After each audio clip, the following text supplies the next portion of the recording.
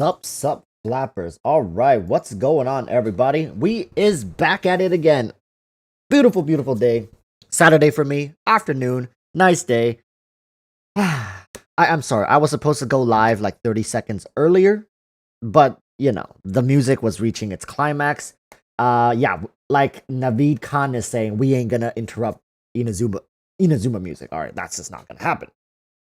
All right, now we're here. We were vibing off to that music. I hope you guys enjoyed that. That was some Inazuma OST for you guys. But just like the music, it felt chaotic, it felt stormy, it felt like there was tension rising the whole time. There has been tension rising as well amongst the community.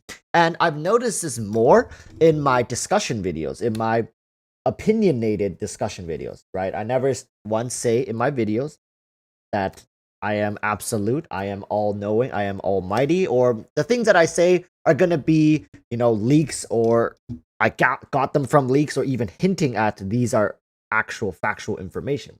The point is to spark discussion, have people start thinking in a more creative way, and to see the game in a different light, see these characters in a different light, and kind of shift away from the meta, because I truly believe that meta, while it serves a purpose, it's kind of cringe, right? I mean, I don't want to offend those people who strictly follows the meta, but it gets to a certain point where you're not really playing the game anymore, and you're just letting someone else play the game for you, and you follow them. It's kind of like you're not doing your own homework, you're just copying other people's homework, right? People do the homework, you copy it, and at the end of the day, yeah, you pass the course, but are you really learning anything? Are you really getting out of this experience that you should? Like, you're paying for the school fees or whatever. But I guess in Genshin, most people aren't paying. You're just coming here for a free experience. But are you really experiencing anything if everybody else does the experiencing for you? Is what I'm essentially trying to say, right? So, nothing wrong with following the meta, nothing wrong with copying the meta. I'm just saying, once in a blue moon, there are definitely opportunities for each and every player to carve out a way to play the game for themselves, a way for them to enjoy the game for themselves. And I think recently I've noticed a lot of people, especially meta.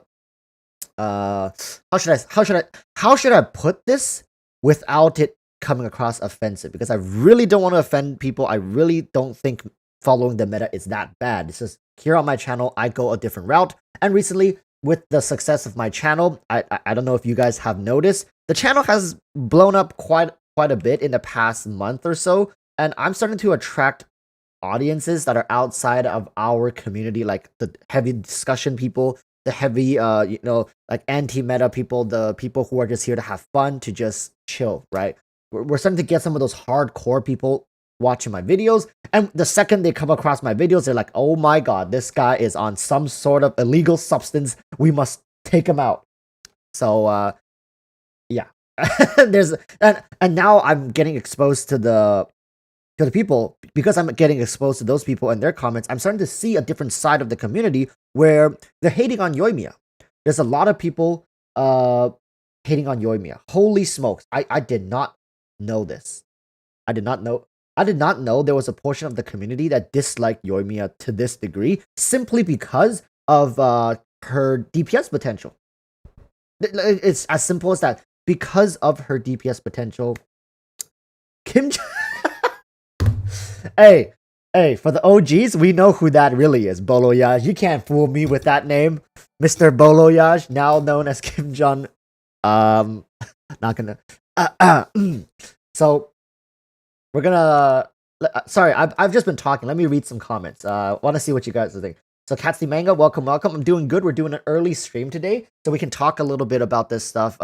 Maybe away from. Actually, you know what? I'd really love for one of those meta people to jump in chat right now, and then we can kind of bounce ideas off of this person, because it feels, if you guys don't know what I'm talking about, you gotta read the comments of, I think it was one of my Yoimiya videos, and people were like going to town, and they were like, holy smokes. And it gets personal, right? Of course it gets personal, because I'm the person behind the voice, so of course it's gonna get personal. But yeah, one moment, let me just read some of the comments. Sorry, I got sidetracked. So Elk No Less Shrine of Raja is saying you may not be almighty or all-knowing, but you are one swell of a guy, and that is everything. Wow, Elk No Less. Sweet, sweet words coming from someone of particular literacy. Very, very fancy the way you set up your comments. It's very easy to find, very easy to locate, and it always is a fun to read. Let's see. Oh yeah, Ends is saying, oh yeah, people were mad about the Hu Tao vs Yoimiya. Exactly, yeah, that's the video. If you guys haven't seen it, go watch. You can read it. Don't watch the video. Just read the comments, and you see there's literally a dude I remember very clearly called Hu Tao Simp. His name is literally Hu Tao Simp. He came into the video and he was like, no, Yoimiya can never stack up the Hu Tao. How can you even compare these two units? They're uncomparable. You don't know anything that you're talking about. Like, garbage. The dude was just going off, and he was responding to other people, being like, "Oh, Hu Tao is like, God. No one can beat Hu Tao. Best pyro DPS ever." So it was quite the experience. But of course, when you compare these characters when talking about their combat abilities, of course you're gonna get people who are either pro Hu Tao or pro Yoimiya, because that video was not who to pull or skip video like I usually do. It was a direct comparison. I really tried to jump into their kits because I played Hu Tao. I play Hu Tao a lot. I'm telling you, I have a C1 Hu Tao. Play her a lot. She's level 90 with a 90 Staff of Homa, fully maxed out, and like she's really stacked. And I was just thinking, right? There are definitely things about Hu Tao that works like Yoimiya, but there are also other things that don't work like Yoimiya. So I thought they would have been a great comparison video, because I do think a lot of people are going to look towards Hu Tao as the premier pyro DPS. Trust me, people, in a couple of days, there's going to be a ton of videos coming out, and I guarantee you there's going to be so many videos coming out with Yoimiya as main DPS. There's going to be videos of her as support DPS, where people are going to try to play her like a support DPS, burst support DPS, whatever. Not burst in that kind of burst, but just like use her burst as support for the team, right? So people don't get that mixed up. But there's going to be a lot of Yoimiya main DPS videos, and who else to compare Yoimiya with than Hu Tao, who is currently the best pyro main DPS. Yes, we have D-Look as well. I do want to compare her with that. So let's jump in game right now. Oh, that's the wrong team. So I feel like a lot of the people who do get upset don't know that I've played every single character in this game. In my early days of Genshin Impact, I don't know I think Elk Nola's Shrine of Raja knows this. In the very beginning of this game, I spent so much resources on one moment. The best way to see my character build out is going to the Abyss, because the Abyss will show you all my character levels. So in my early days, I sacked my own progress to test characters. Am I going to crown Yoimiya? No, I haven't crowned a single character in the game. I don't have the resources to crown characters. I have the crowns, but I just can't devote enough resources to crown a single character. So let's just do this. So you guys can see apart from Kaya, Barbara, Amber, Chongyun, Lisa, I even tested Razor on my girlfriend's account. I think on her account, it's level 80. So I have tested her. So 5 characters. These are the 5 characters I have never built up. But apart from this, I have built up every single character. Look at that. All right. I played them all. I played tested them. I gave them good artifacts. I gave them art because a lot of them share the same artifact, right? A lot of them do. I gave them good artifacts. I tried testing them. I played every single character in the game. And let me tell you, I'm speaking from an application perspective. I'm not the math guy. I'm not the guy who writes my own code. Shoutouts to I Win to Lose Gaming. Shoutouts to 1010. Oh my god. Superb content if you guys want that kind of content. But no, I am the application guy.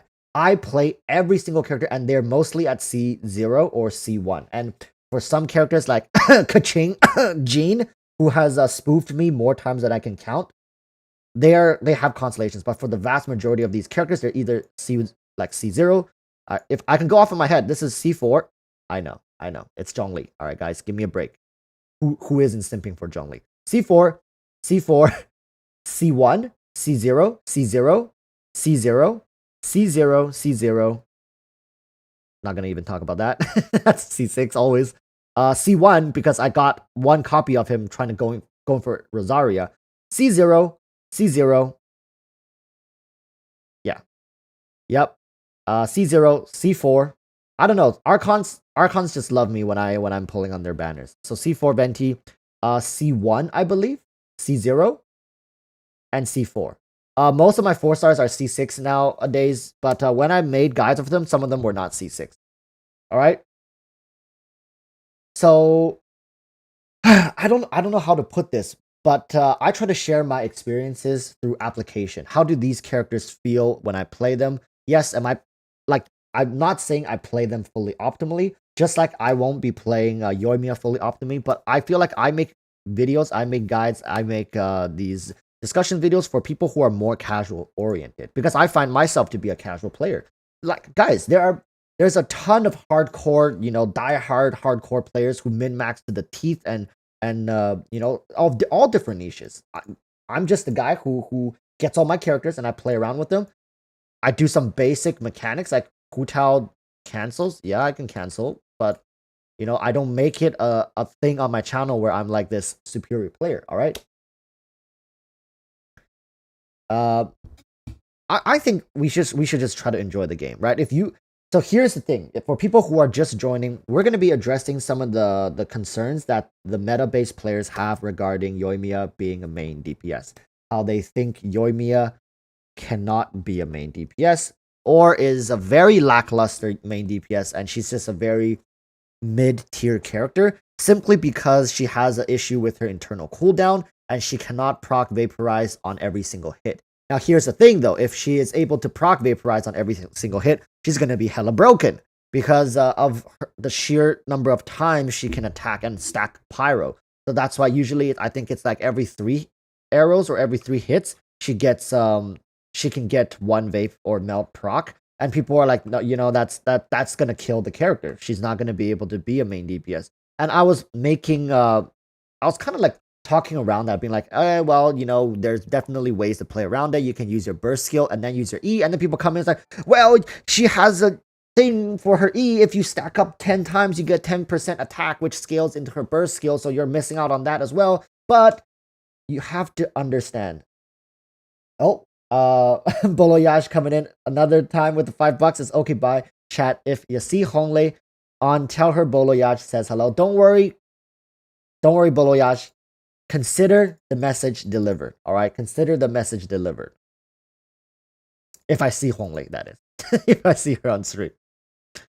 So, regarding Yoimiya. So yeah, I was trying to tell people that you can switch up the order and actually use Yoimiya's burst first. And then you use like a off-field support DPS, like Xingqiu ult, Venti ult, Ganyu ult. You can even use Xiangling ult. I mean, it works. Anything that is a foreign source of damage, right? And then you swap back to Yoimiya and continue DPSing and open her E and continue DPSing. And people were like, well, you're missing out on the 10% damage on her elemental skill.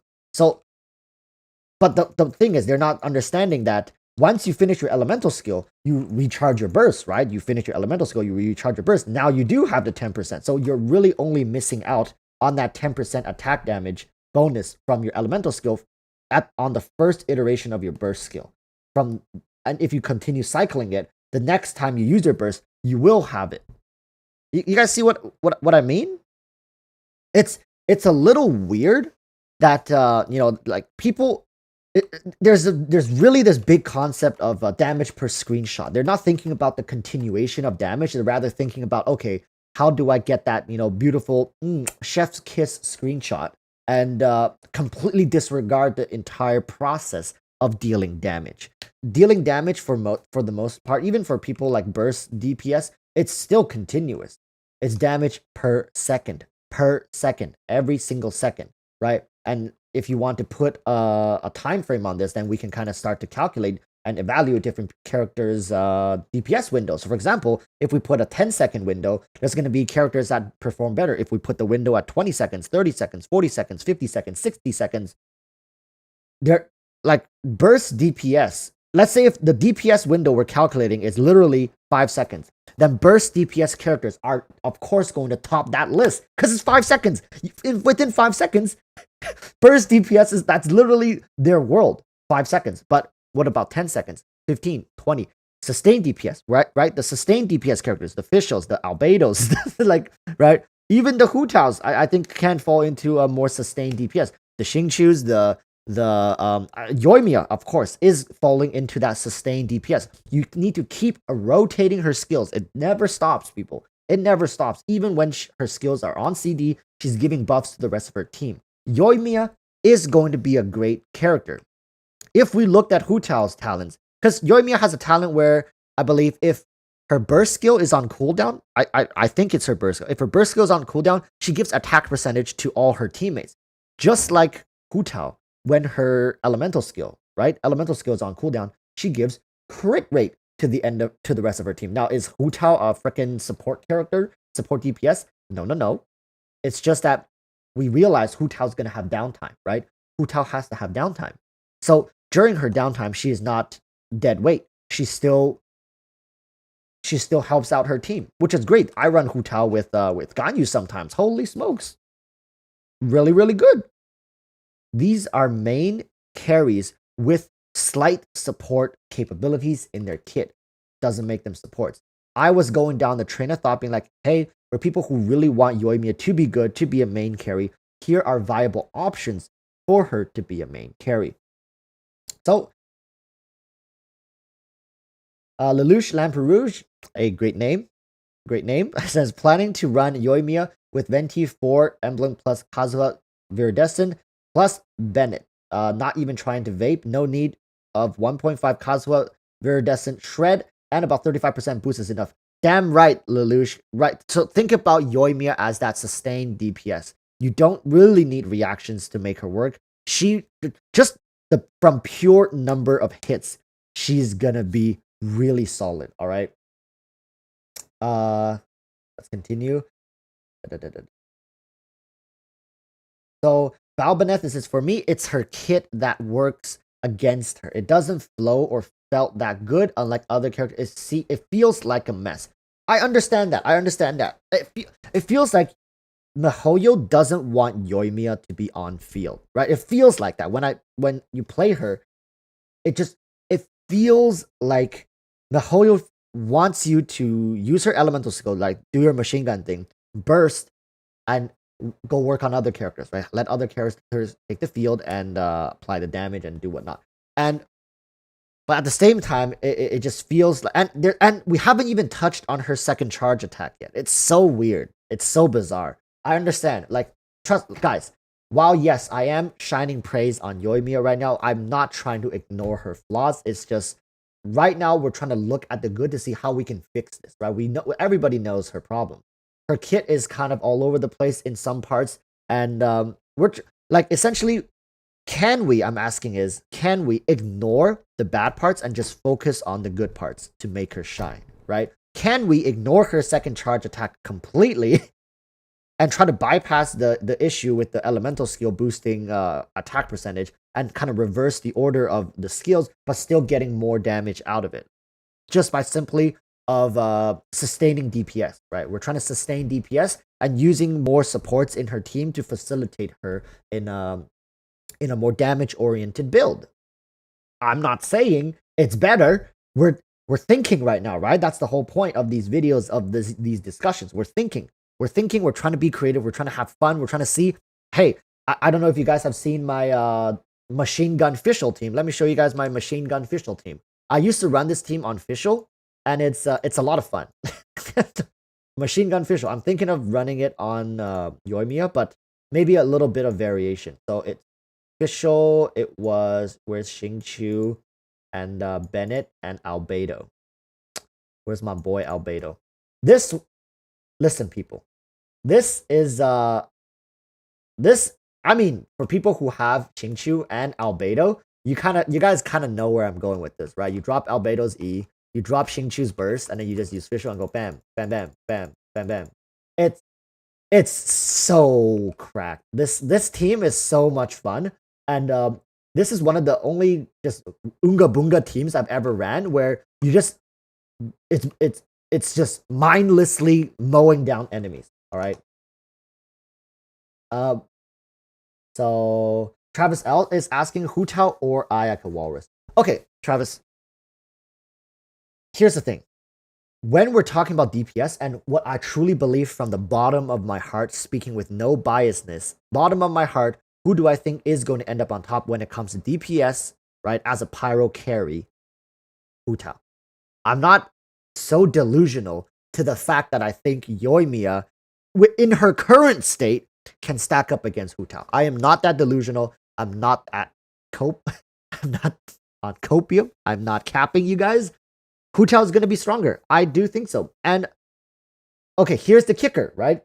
In my video, when I compared Hu Tao versus Yoimiya, I'm saying if everything I mentioned in the video works out properly, right? And we can essentially stack all that damage back onto Yoimiya, the difference likely won't be as big for most casual players who are playing both at C0. I honestly think so. I trust me, Travis, Mr. Travis.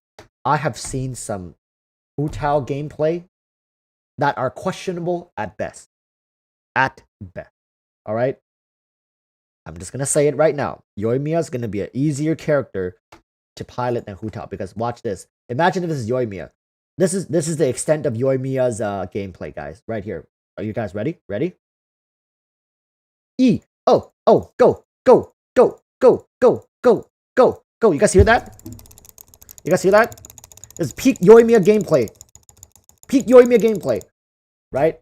It's just Hu Tao has little more nuances to her kit that will force players to stay engaged with her combat style. Whereas Yoimiya, if you follow what I was saying yesterday, that's it. That's all you gotta do. It's just well, I guess you gotta throw down your burst, switch to another character, use their burst, Venti, Ganyu, or Albedo uses his E, right? I think Albedo's E should be able to proc Yoimiya's burst skill.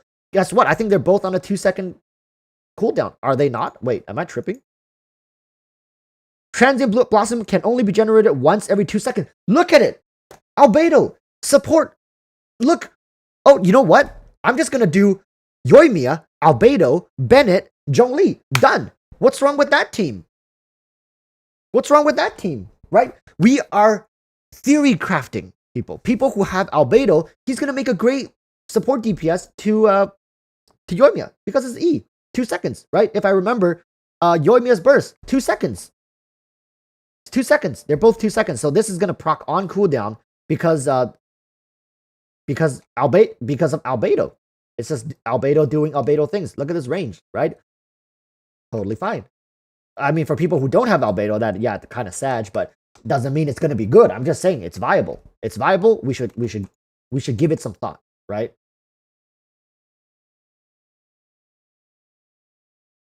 Hu Tao has more AoE and speed, and Hu Tao has better reactions, right? Understand that, chat. I'm not here saying Yoimiya is better than Hu Tao. I'm here addressing hate. I'm addressing the shade being thrown towards Yoimiya because she doesn't fit into the standards of meta players. That is cringe. That is not how we should be looking at this. We should be looking at Yoimiya in her pros. We don't look at Hu Tao and be like, gee, I wonder how I can make her HP issue more apparent. No, we build to mitigate her flaws, and we build to make her stronger, right? That's why we playtest these characters. What's the point of focusing on their flaws? I understand. I understand, right? A wild Bayonetta stand. I don't know why I'm laughing at that, but it just paints a funny image. A wild Bayonetta stand. I really, really, really hope they decrease her internal cooldowns to at least 1.5 to 2 seconds. Now, here's the thing. Yes, the internal cooldowns right now are the biggest thing holding Yoimiya back. If Yoimiya did not have internal cooldown issues, immediately she would be top tier. Immediately. She'd be super up there. Like top A tier, if not creasing into the S tier. Might just straight up be an S tier simply due to characters like Ganyu, characters like Xingqiu, just facilitating her way too well. Like if she had no internal cooldown. Because if she had no internal cooldown issues, I'd honestly tune her kit back. Or else we're going to have Pyro Ganyu 2.0 on our hand. Right? But yes, there's the internal cooldown issue, so we're gonna have to play around that. Or we're gonna be able to use her high, just innate scaling, along with, like I was mentioning. So let me just run this team right now. All right, I'm gonna show you guys. For people who have never seen a official machine gun team, I'm gonna show you guys. I'm about to show you guys something real fancy right now. Okay, Albedo, how you doing, boy? Haven't seen you in a long time, buddy. How you holding up? Where are my Geo? Where are my Geo?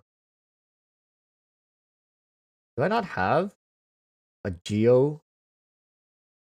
Okay. Is that my off piece then?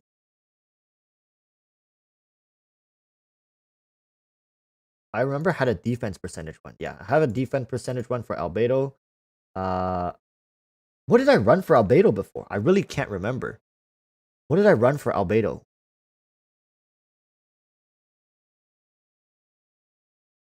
Wait, I'm tripping. I think this was Albedo's, was it not? Chat, I'm actually tripping so hard right now.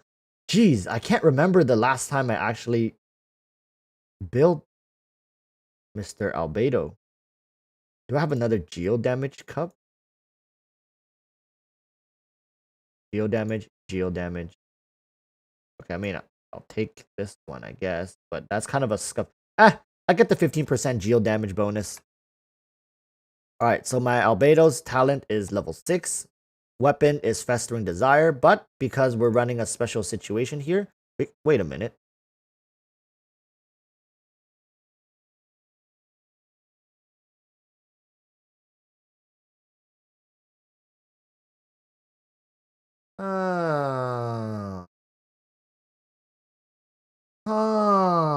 Wait a minute. Hold up, chat. This looks kind of broken. This looks kind of broken on Mr. Albedo here. Let me grab that one then. Let me grab this. Wow, that is kind of broken. I never really even noticed. So that's the stats. All right, let's go pay. Oh wait, I almost forgot. The most important character here is Fischl. Her weapon is gonna be this, and her artifacts. I'm gonna switch to 4-piece Pale Flame, right? 4-piece Pale Flame. When an elemental skill hits an opponent, blah blah blah blah blah blah. Okay, yeah. Fischl is just like a Ching, can use 4-piece Pale Flame really, really well. Where's my 4-piece Pale Flame?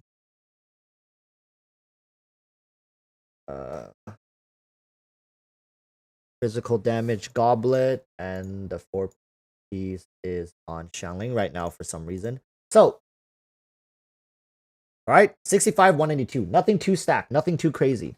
Let me show you guys. So, in the actual test, Fischl is going to be replaced by Yoimiya. Xingqiu is going to be replaced by Albedo. Albedo is going to get replaced by Zhongli. It's going to be 2 Geo, 2 Pyro. But because we are running Fischl, let's go pay Child a visit. All right, not gonna cap. I honestly don't know how this is gonna work out.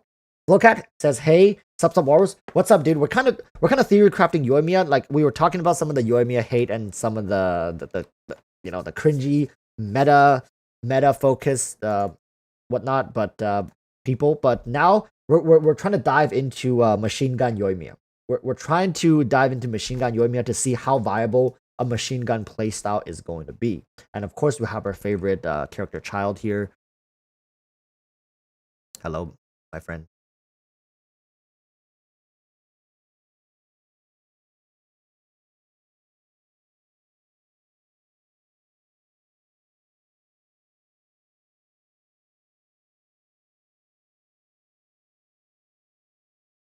Look at that damage, people. Look at that damage. These characters aren't even fully built up. It is so broken.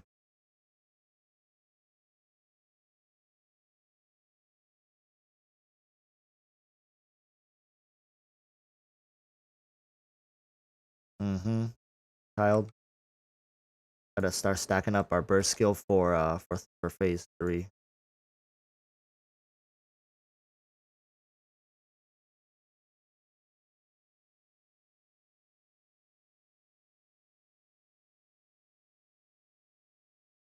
3, 2, 1. That. Oh no.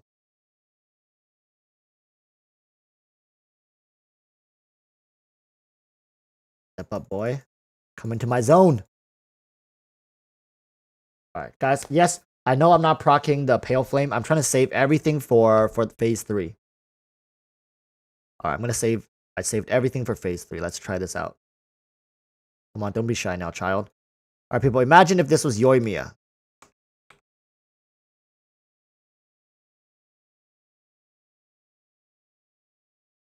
This is pretty much... Oh, Albedo, no. I forgot about this. Come on, Albedo, don't... Jesus, man. Child. I mean, you guys get the concept. The concept is to layer all damage back onto Yoimiya with Albedo or another character, like anybody, like even Shaolin can work. Oh no, it's gonna disappear again. This is a bad idea to use Child as an example, but it's, how should I put this? It's like a funnel strategy, if you guys understand what I mean. It's funneling all resources, all damage, all source of damages back onto Yoimiya, who is the carry of the entire squad, right? And of course, if we're running Zhongli, wait, can I? Don't mind if I do. Oh, I got a butt plug. Yeah, baby. Hey, that's not too bad. This could be a pretty solid Ganyu piece. Right? Understand that, people. Let's take this somewhere else. Let's take this to Mr. GeoBishop, I think.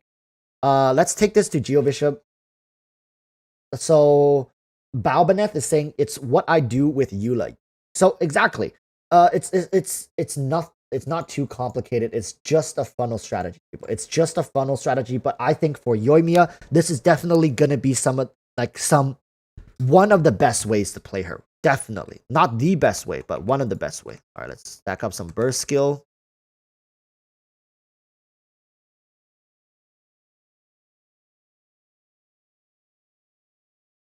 Look, and with overload, these kind of smaller mobs, if this were Yoimiya with overload, you like if you want to play overload, mobs will never touch you.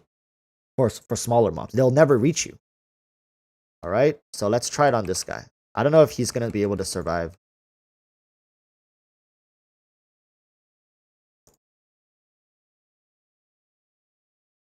So this is kind of like the damage process of your, like I said, it's literally just auto attacks, right? It's and this is with his Geode Shield still on. You just shred. You're absolutely shredding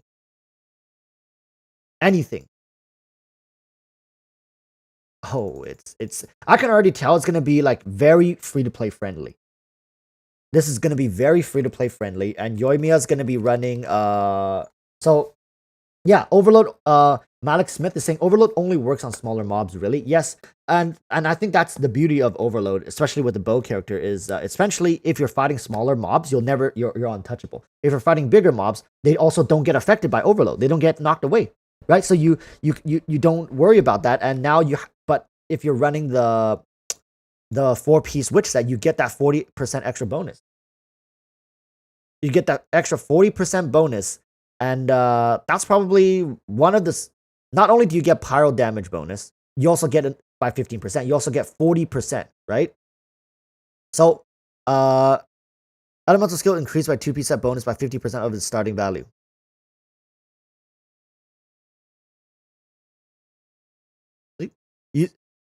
It just works too well for the theory that we're kind of going for. All right, we're gonna go look for another boss. Chat, who do you guys want to see get bullied? Which boss do you want to see get their booty slapped? I'm thinking the Primo GeoBishop, because he can actually stand there and get his booty clapped without falling over too early. And like, I don't want to fight the Magu Tengu. Yeah, let's just go to Primo GeoBishop. I feel like you guys are gonna troll me and say some like Magu Tengu or some the guy who literally has to prepare for 300 years before he even stands up. Violin, actually, we can do the Violin next. We'll do the Violin next, all right? How about that? We'll do the Primo GeoBishop, and then we'll do the Violin next. Our favorite toy. Overload Yanfei is cracked too. Exactly. It's because they're ranged characters. They don't give a damn about monsters falling around and stuff, right? Characters like Hu Tao can't really take advantage of Overload. Also because, for example, a big way to overcome Overload is to use Anemo characters to group the enemies. Venti, I guess even Sucrose works. Kazuha. But for people like Hu Tao, they struggle to deal with groups of mobs to begin with, and then on top of Overload, you hit them away. They can't really do much.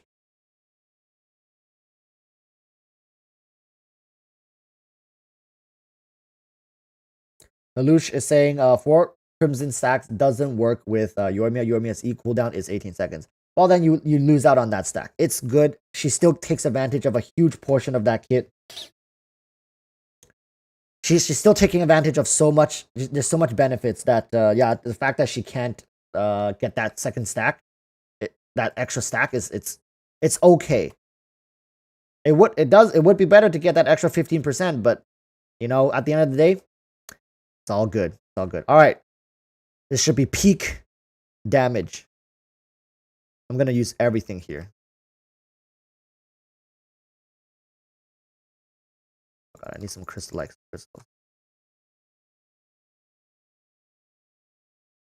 me some crystals. Oh, thank God I have a shield. Give me a shield.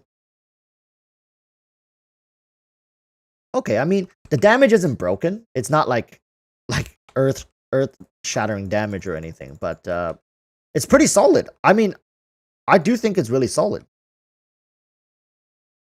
Come on, Xingqiu. He's already half HP. Gosh dang it, I keep missing my Albedo's there we go. Like, I mean, the damage, like, look at that. Look at that layered damage, chat. You're telling me this isn't satisfying to play? This isn't, like, easy to play? Oh, running away. Running away. Get the shield.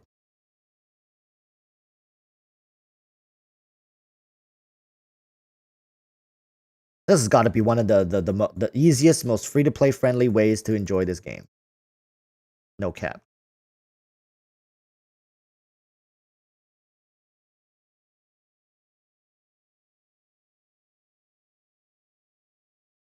Albedo is a lot of fun as well. It's nice. Yeah, it's not that much damage, but look at that. If my Albedo, listen, people, my level 70 Fischl, level 70 Xingqiu, level 80 Bennett, and level 70 Albedo. This isn't even like a fully stacked team. Like I'm AR 56 people. I'm AR 56, right? World level.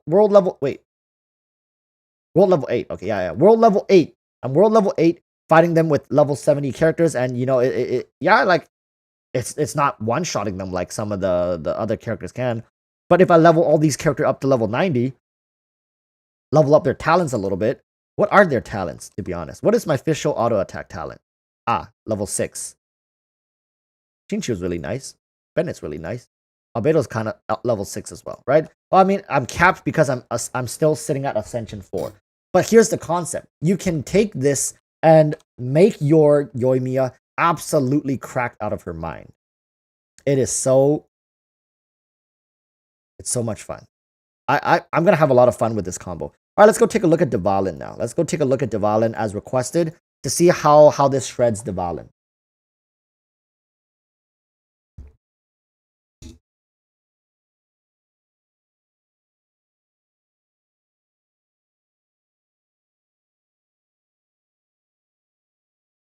Try this out.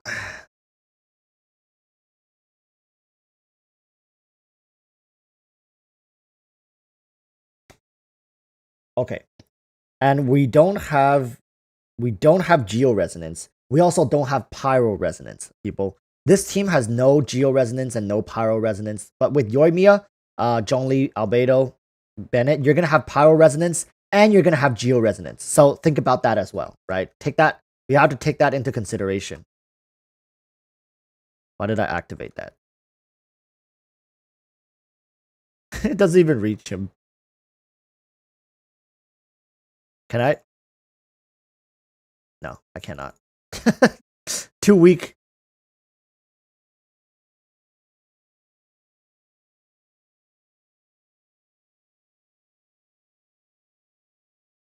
Over here. Alright. Go up here. Can Albedo's thing stay up here? Yes.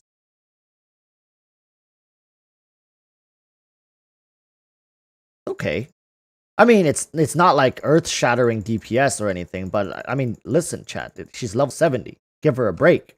Level 70 at talent level 6.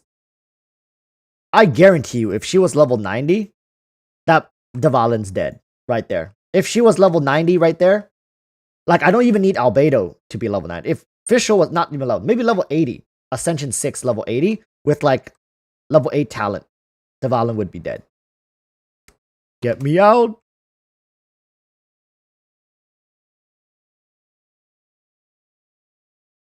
Gilson Hatchel says, hi, sexy walrus. What's up? What's up? Oh, no.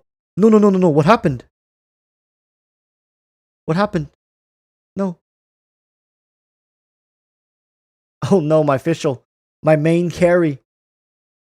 No, I mean, not my Fischl. My Yoimiya. No, my Yoimiya. Come down here. You will pay for what you have done to me.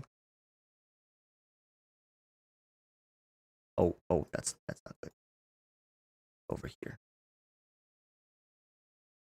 Come on, girl, official, you can do it. Oh no, the tornado's coming. Come on, Bennett. No! Okay, good. Get back up. Get back up. So without Xingqiu's burst this time, can we do it? I think we can do it.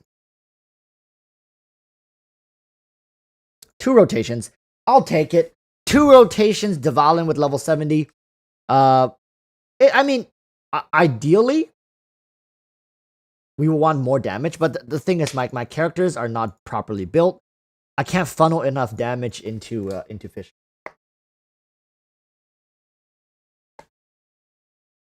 Yoimiya looking different? Yeah. But this is one of her skins, you know, one of her skins. But I swear, Yoimiya. All right, this is Yoimiya. Go heal up.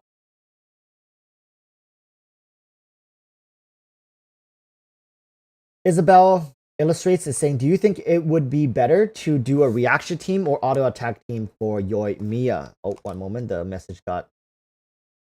I know her attack speed is too quick for the best reactions, but you can still do elemental reaction. So the thing is, I think she's going to run pretty solid in either an overload team, or if you really still want to force it, like, yeah, vaporize can still work, but you're not getting those big vapes, so they kind of feel really awkward. You can do reverse vape, it's fine. You can do Ganyu melt, but I think the only character who can stay consistent and feel comfortable to play with for melt would be Ganyu. Kaya, people would be wondering, what about Kaya? Kaya works, but it's like, you're a ranged character, and Kaya's burst is so close range that like it kind of defeats the purpose. I do think Overload's going to be a really strong reaction, especially running it with Fischl. But yes, people are saying without C6 Fischl, you're gonna struggle for uptime. But I mean, yeah, you're right.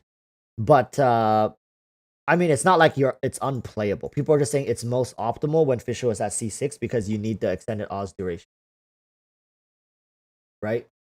And Oz performs joint attacks with your active characters when present, dealing 30% of Fischl's attack as electro damage, right? People are saying you need this constellation. I'm saying, yeah, it's really nice, and you do miss out on a chunk of damage, but at the end of the day, you're still going to be getting good overload reaction just by using Fischl. It's just you're missing an aspect. You're missing the full potential, but it's fine.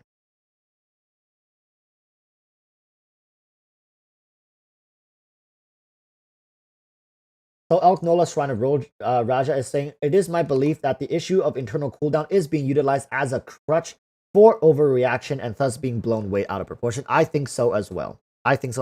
People are just very upset that they can see the full potential. They can see how good she can be, and they're losing sight of how good she currently likely will be, which is just good. she's a good character, but she's not gonna be broken, and there's nothing wrong with that, except for meta players or diehard Yoimiya fans. miHoYo needs to balance the game around a new playstyle, right? miHoYo doesn't just want another vaporized Pyro character and then having people be like, oh, look how broken Pyro characters are. This, I feel like, is miHoYo's way of addressing, well, yeah, vaporize and melt are strong, but, there's other ways you can utilize Pyro reactions, such as overload. But people are also upset. It's like, oh, this is not the right way to do it. You're essentially forcing us to play this reaction, even though it's lackluster, even though it's very bad comparatively to vaporize or melt. But I don't think that's the case.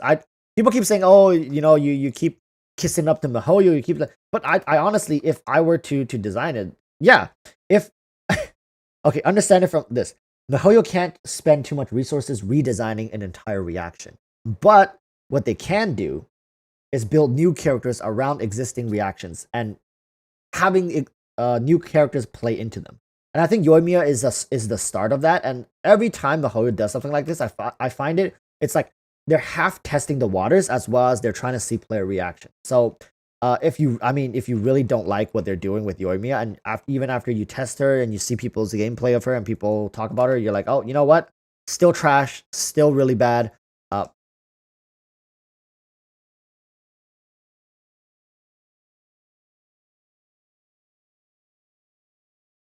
They're so cute. Looks like they're having a good day. I'm not about to ruin their day like that, chat. Let just leave them be. Listen, Hilichurl's life matter too. Hilichurl lives matter too. Don't do it, people. Don't do it. Just let them live their lives. Let them live their lives.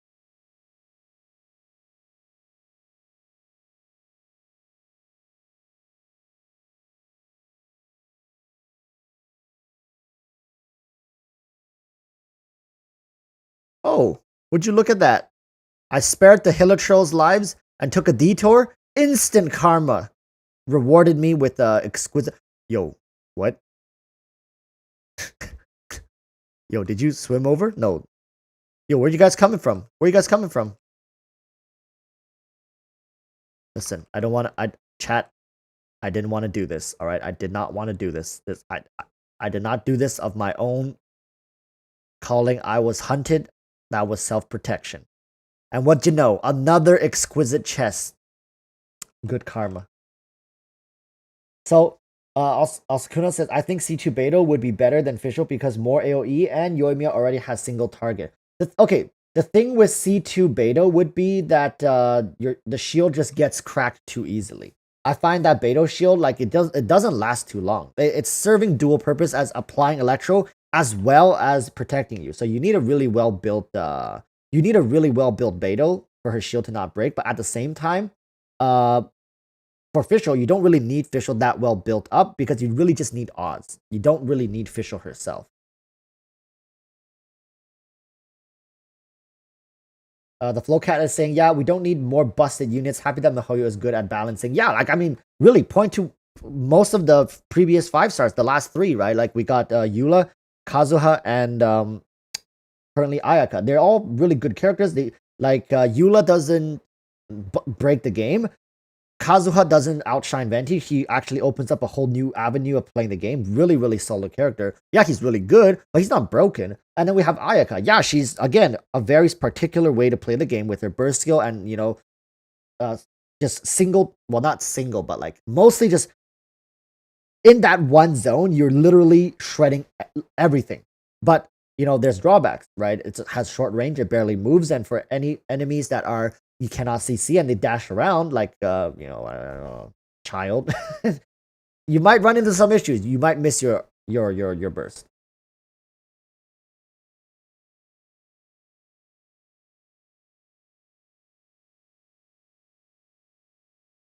So I think my stream lagged, and then I suddenly saw like a billion comments coming in. So I'm just reading the comments. Hold up, let's just take a break from playing and let me read some of the comments because I want to see what you guys are thinking. So Miguel Adrian is asking, I want to ask this: do you think that Bao Banner are friendly for free to play players? The thing, I don't know Bao Banner right now. I don't know who's gonna be on Bao's banner. People keep saying Sarah. is gonna be on Bao's banner. Maybe she will, maybe she won't. I don't know. Um, Here's the thing, right? I think when you're pulling on Bao's banner, especially when you're pulling on an Archon's banner, most people couldn't really care less like what the 4 stars are. They're really going for Bao, right? You're either getting Bao or you're going home crying.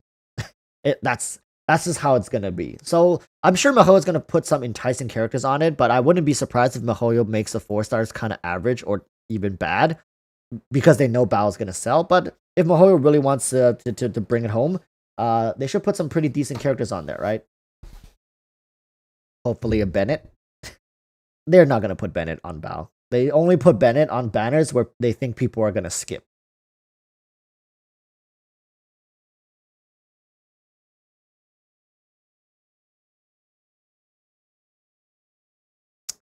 Oh, Bao Bennett is. I didn't want her to be broken. I wanted her kit to flow to reflect being who she is, and it's so disappointing. She could have been the queen of fireworks, and it didn't happen. I know.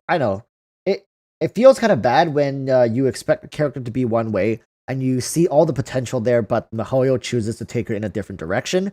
Yeah, I get it, and you have expectations for them. I wanted Ayaka to be a more on hit like god. I wanted her on hits to not only hit fast but hit really hard. But Mihoyo took that and moved a lot of her power back like into her burst skill, which I mean there's no problem with that. It's just I wish she would have been more on hit, and I wish her like Ayaka's on hit combos flowed better. So if you guys played Ayaka, her 1-2-3 charge or 1-2-3-4 charge attack combo just doesn't flow very well. There's a small delay and it feels really awkward. And I wish they did more for her dash, but you know, we get what we got.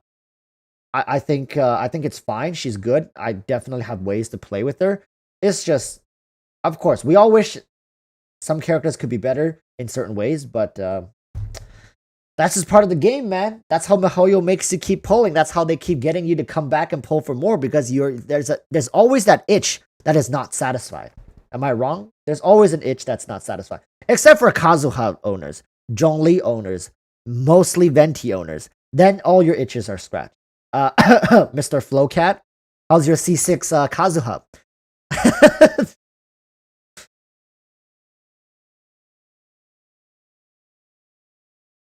Xiangling is so good, Mihoyo hasn't even put her on banners. Yeah, Mihoyo don't put the free characters on banners. That's the thing. Mihoyo doesn't put the free characters on banners. I really wish they did. Especially Xiangling. Some of these characters are really solid. Kaya, man, oh man, I wish Mihoyo would put Kaya on a banner. People hate on Kaya as well. Yeah, he has a lot of simps, but people hate on him and don't play him as much because he's free. Right? That's just how it is. Barbara deserves to not be played. Amber kind of deserves to not be played. And Lisa,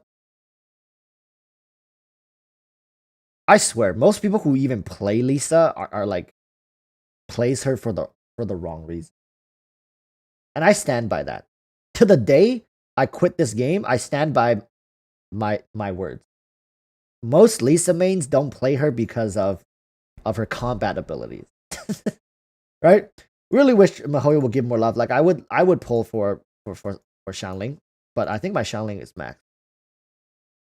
I think my Xiangling is max. I might be wrong though. I don't think is she max? Is she? Yeah, my Xiangling is max. I my Xiangling is max. Amber is C2. Kaya is max. Yo, hard flex. Just let me hard flex a little bit my my C6 Kaya. But yeah, my Amber is C2. Kind of sad. I got C6 Barbara, C6 Kaya. Should really build them up. What's my Lisa at? C2. Of course. Of course.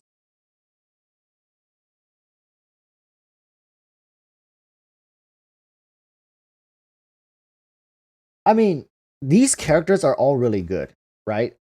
And going forward, I believe characters are going to be continuously good, but not broken. And I think this is the best way to go forward. Trust me, people. I know you want Yoimiya to be really, really good. You would want, I'm even Dainsley, if he eventually comes out, Dainsley, you want him to be this god tier character. You want him to be so good, all encompassing, does everything for you. But at the end of the day, they just can't.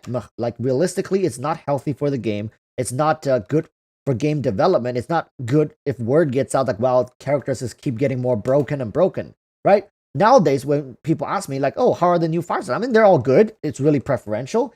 Like some people might really hate that, like, oh, play who you want, play who you like. But nowadays, it's hard to really dive into these characters and really break them down and say who's better, who's not. It's really preferential. If we really want to nitpick, yeah, I can do it. And I do it.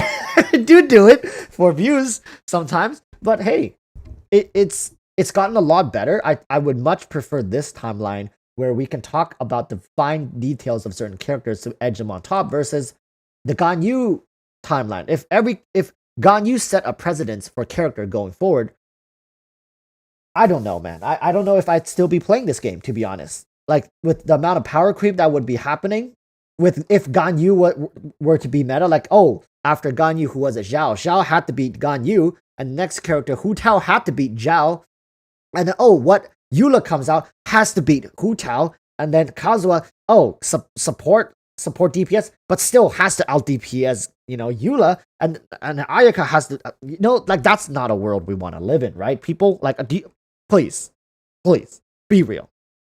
There's no way anybody would want to live in that timeline. And the whales, my god, the whales will be having a field day. Like, the Giga Whales, the Leviathans will be having a field day. We're literally going to be hitting 10 million per hit, right? With Eula already. Forget 5 million, why not 10 million? There's no point. I think Yoimiya is going to come out, show us a whole different light. I like that, right? I like going for characters. I like playing characters that people think are doo-doo water. Because if Amber, like a full free-to-play team, can 36-star the Abyss, shoutouts to Mr. Enviosity, right? Our free-to-play god. Yeah, he spends a lot of time. He optimizes it a lot. But if it's doable, like, who's to say Yoimiya can't be super good in a very niche way of playing the game as well? That's what I'm gonna go for. I know people are gonna build physical DPS Yoimiya. What then? Physical DPS Yoimiya. Hey, you already know what's happening. The Flowcat is saying, honestly, I would hate that because it would make me feel pressure to pull all future units or else I would fall behind. I love this non-meta meta. Exactly, chat. This is how you have to. This is what you got to embody to enjoy the game, or else you're honestly just gonna be what's the word in English? In Chinese, I don't know how many Chinese speakers, like 有色眼镜, meaning colored lenses. Meaning you're always looking at something. Let's say if I'm wearing red, lenses with red on them. So everything I see, it doesn't matter what I look at, it's all gonna be shaded in a hue of red, right? You don't want that. You want to always go in with a clear mindset. Just forget about meta. Forget about who's good, who's bad, whatnot. Enjoy the game. Try characters. Test out characters. Yes, I know not everybody can pull on every single character, but that's why YouTubers exist. That's why content creators exist. Because we're here to freaking dump money at the expenses. We're here to provide entertainment at the expenses of ourselves, right? Like, honestly, would I get every single character if I wasn't a content creator?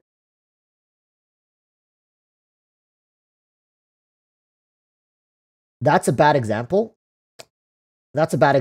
One moment. Let me backtrack a little bit. Would most content creators have the funds to pull for certain characters? Pull for certain characters if they didn't have YouTube, right? If they didn't have an audience to share with. So rely on the YouTubers. Yes, you are giving them views, and maybe some people find it bad. They're like, oh, well, they're just milking views from us. But I mean, at the end of the day, we're just trying to provide entertainment. Whether we spark up discussions, whether we spark up drama. Like, some people just are after the drama. Some people are after the die-hard math calculations. Some people are after the free-to-play style, right? The really having everything work against you and you're still pulling through, like that shonen protagonist, Mr. Enviosity, right? There's other people who just want to sit around, have fun, talk wonky stuff, off-meta builds. Listen, there's a YouTube channel for Genshin for everybody, right? Just because you don't like what I'm doing here doesn't mean you don't like all YouTubers. I'm sure there's a YouTuber where you will froth at the mouth just thinking about them, right? It's fine. It's fine. It's just my content is not suited for everybody, and I know that. Honestly, Yoimiya homing attacks would be great for hunting birds. Yeah, we gotta update that Timmy, anti-Timmy tier list. Yoimiya's homing would be top tier against Pidgey, the guardian of the pigeon. For real though.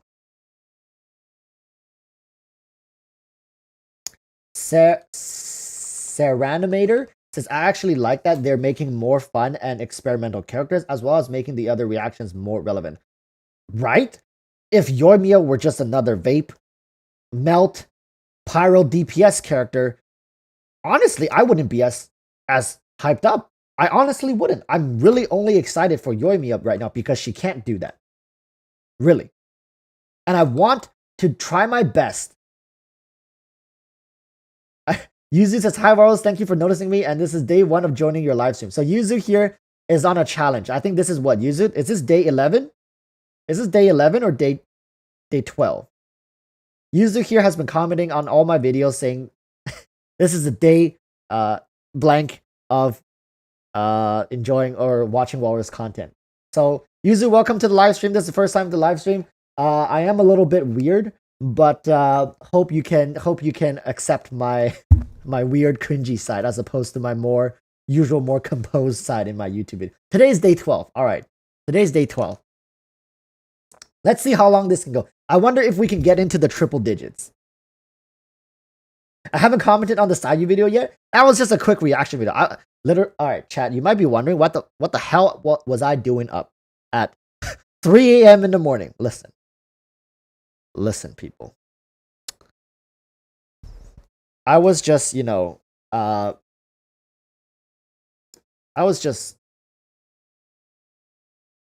my hands are kind of dry. I was just, what is this? Oh, okay. Don't know what that was. Yeah. Oh, what were we talking about? What were we talking about? What country are you living in, Morris? I live in the Canada. I live in the Canada. Give me lotion too. Yo, chat, I can't wait. I can't wait to release 50k limited time Walrus lotion. Ship globally, by the way. Be shipping globally. All natural Walrus lotion. Channel members gets 50% off. Canadia. Maple syrup too. Yeah. With every Walrus lotion purchase, you will come it will come with a free maple syrup. Just say it. Pre-order right now, and I will hand sign the first 100 pre-orders. All right, for people who don't know, I'm joking. All right, there's no limited time Walrus lotion coming out. There's none of that.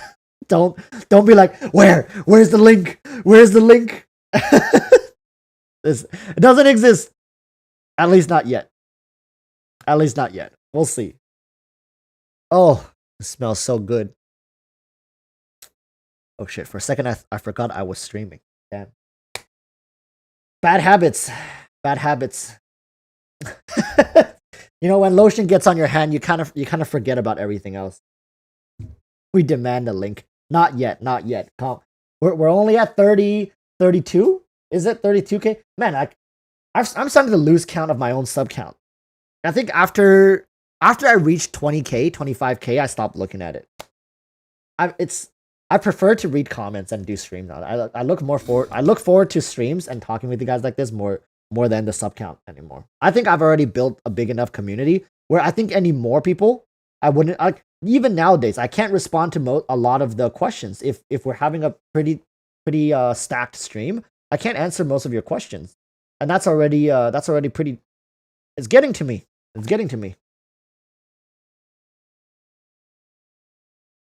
You should sell that meta lotion. No, my lotion would be anti-meta lotion. It would be anti-meta lotion. The Walrus anti-meta lotion comes in multiple different scent. All right, we got the meta cringe, and we also got the rose petal go fuck yourself. Okay, sorry, meta players. I'm not a meta hater. I'm just an anti-meta enthusiast. All right, let's just say it like that. I'm not a meta hater. I'm an anti-meta enthusiast. I enjoy the process of playing the game without meta. That's why when I make videos, when I make guide videos, I never look at the character. I have to go in with a fresh mindset. Thomas Masaligo. I swear that name gets me every time.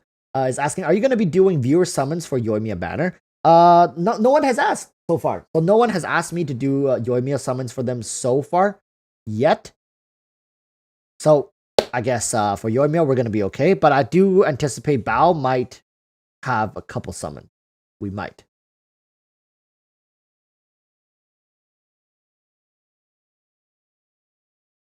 And just says, I love Jean. I just got her accidentally after my Ayaka roll, so I'm guaranteed for Bao, and I can finally use her as a healer for my Xiao instead of Barbara. Oh. Oh. Damn, that's a huge upgrade from, I would think, from Barbara to maybe, I don't know, Chi-Chi to Diona to Bennett and then to Jean. But straight from Barbara to Jean, that's a huge upgrade. Bomba says, wait, 32k, you've come so far. Yeah, like, dude, I think I started looking into Genshin this. Oh, yo, chat. I only realized Genshin's existence this time last year. This is so crazy to think about. All right, a little story time. What the hell was I doing this time last year? I was still playing Pokemon Go. Listen, I was still spending most of my free time with my buddies, with my friends. We would, like, there's a community like track and field area, and we used to play Pokemon Go. Like, right after we would go out for dinner,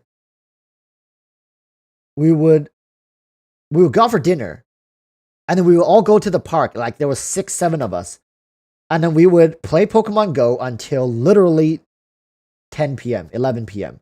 And sometimes if we get a little hungry, we would go for, like, snacks. Oh my god, what? Like, to me, that feels like 5-6 years ago. But, like, if we look at the date, it's literally 1 year ago. Lelouch Lamperouche says, was in your channel from your electro buff in Oh, I remember that video. That was one of my earlier videos where it popped up. I was saying, like, at the rate this is going, electro buffs are inevitable because MiHoYo has to do it or else people are not going to do it. I don't know. Now that conversation comes up, electro buffs. Did the reaction buffs count as electro buffs? Like, remember when they fixed, but it was more of a swirl buff, right? A Nemo got buffed pretty hard from that change. It was more of a swirl buff.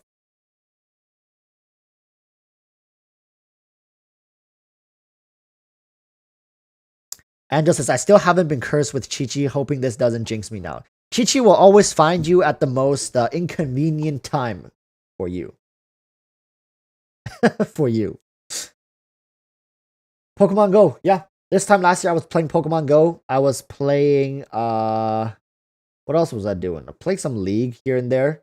Like, I mean, I was just your average gamer. Dude, literally. Chat, alright? If anybody in chat ever wants to start a YouTube channel, just know this. Like, a year ago from now, like a year ago, this time 1 year ago, I was literally, like, I didn't even know I was gonna play Genshin, let alone start a YouTube channel making Genshin content. Hey, if I could do it, if this random Asian dude living in Canada can do it, pretty sure most of you guys can do it, right? If anybody in chat, I'm just throwing that out there. If anybody in chat is thinking about starting a YouTube channel, it's doable, right? I've been literally, what's my first video? What's my first video? I think my first video was a complaining video. Yo, this kind of cringe. I don't know what my first video was for Genshin. What is it? Wow. Scrolling through. Here, I'll show you guys. You guys could, we're not going to watch it because that's kind of cringe, but look at this, chat. Every single one of these videos took me. Some took shorter because I can just record and then upload, but all of these videos, most of them took me at least an hour to 2 hours to make. Every single video. I've been doing uploads daily for a year now, right? Like, I mean, I miss one or two here and there, but I do daily uploads for a year now. Holy smokes. This takes me, like, I'm literally traveling through time as I look at this. I'm literally traveling through time. Thank you, my 1,000 subscribers special. 128 views. 8 months ago. Chat. Look at that. Oh, you guys are kind of blocked out. Look at that, chat. Does this not feel weird? I feel so weird looking at this. Look how stone cold my face was. Like, I was in disbelief. I didn't think it was gonna happen. It's so weird. Oh my god, this is so weird. We have more people in chat right now than the views this video has. Genshin Impact on Reconciled Stars. Event PSA. What was I doing back then? My Genshin Impact summoning in a nutshell. Gacha.exe. Yo, this was. I remember this. I remember all of this. Erotic Cyrus. Hello, Erotic Cyrus. What's up? Yeah, like I think the first video I ever made was what's wrong with Genshin Impact? Yo, what am I doing? What am I doing? Make a video like this nowadays, you get so much hate. I started with 155 views, and then second video was 5 new features Genshin Impact needs. Got 75 views. I was so happy. I was so damn happy. I was like, oh my god, I'm starting this new game, and I'm talking about this game, and I already have 75 views. Oh! Yeah, and I continued doing some meme videos here and there. Very mildly frustrating. I did quite a bit of meme videos in the beginning because I saw a lot of people doing meme videos. Like, oh, this looks like a lot of fun. So I tried to do some meme videos.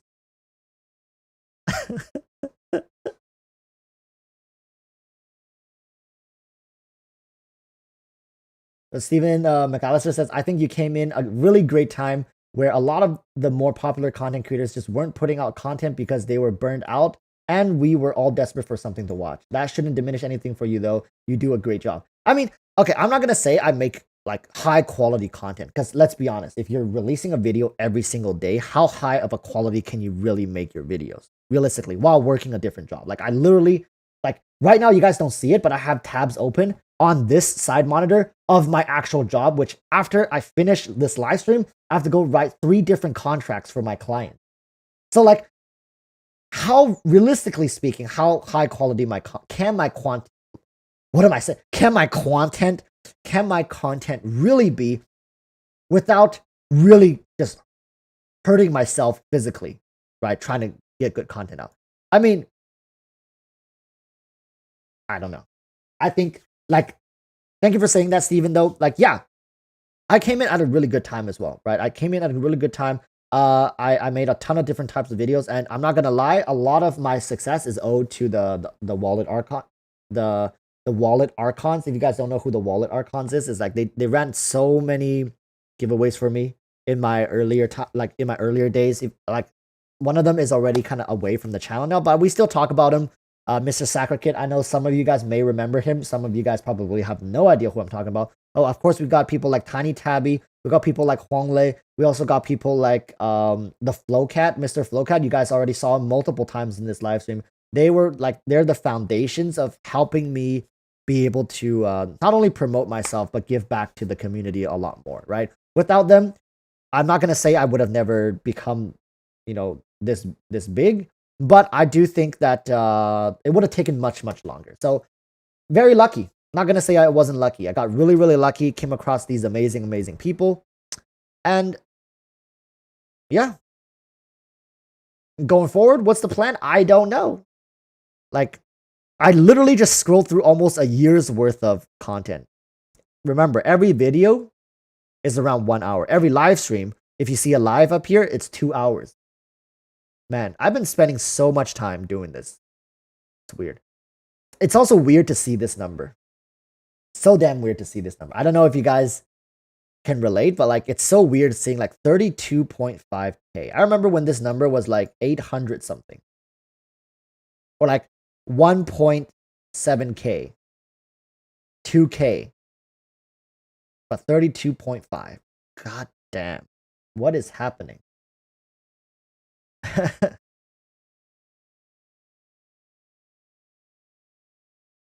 Yeah, Sacred Kid. Sacred Kid's no longer with us. He quit the game. He quit Genshin. But it's fine. Gilson Hachio says, I've started watching Walrus in the Hu Tao era. Yeah, like, I mean, I pick up different viewers. Like, I'm sure I pick up a couple Ayaka era viewers. I pick up some, I know Kaching was a big era for me when Kaching had her banner, because I was a Kaching main. I went really, really hard on Kaching, right? I went really, really balls deep in Kaching content, and a lot of people really enjoyed it because I was giving insight that like no one else on YouTube. Like, yes, if you wanted that level of insight, you had to go to the forums. You had to go to Reddit to get that level of insight, but I was making videos for it, and people picked up on that and they really liked it. So till this day, I think the Kaching era was like my biggest blow up era. Where is my Kaching era? Here, why electro changes are inevitable. This changes something. Call out, shout outs to Mr. Mtash. Thank you for 10,000 subs. Oh, this is a dude. Look at my hair. I didn't even have this light. Yo, chat. I didn't even have this light back then. Look how dark it was. Like, imagine if I turn off this light. It looks like this. And I invested in a light. So now I have a light source on me. But yeah, this is my 10K. So this is my Kaching era. This era was huge. Really enjoyed this because I was able to share a lot of my 100K views. I think this is my first 100K view video. I have two 100K view Genshin videos. I have this Kaching video, and I have I think the tier list video.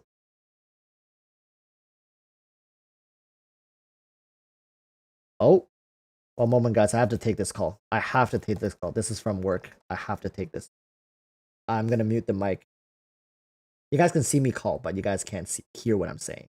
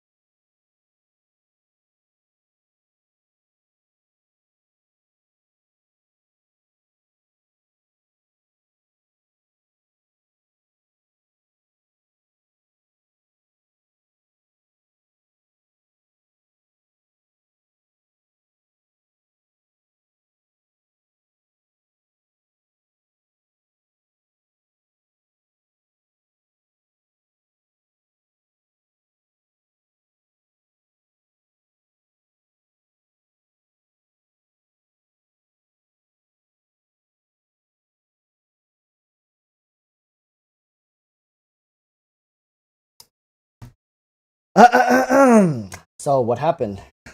You guys saw nothing. You guys saw nothing.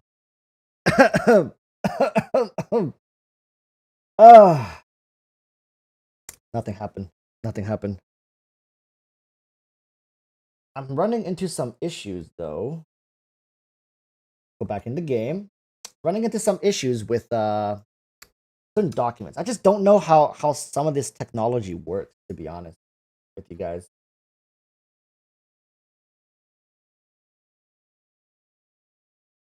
But yeah, if you guys really want to search up my my real estate thing, you guys can find me.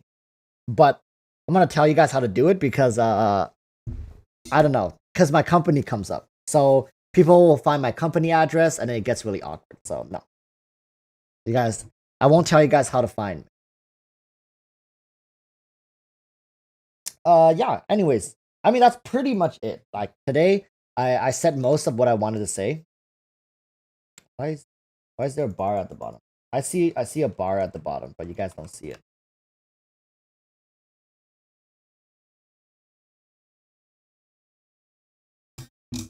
I mean, if there's anything else you guys want to touch on regarding Yoimiya, she's coming out in a couple of days. It's nothing too crazy, but I think her release might come with some turbulence, but it's nothing we can't take care of.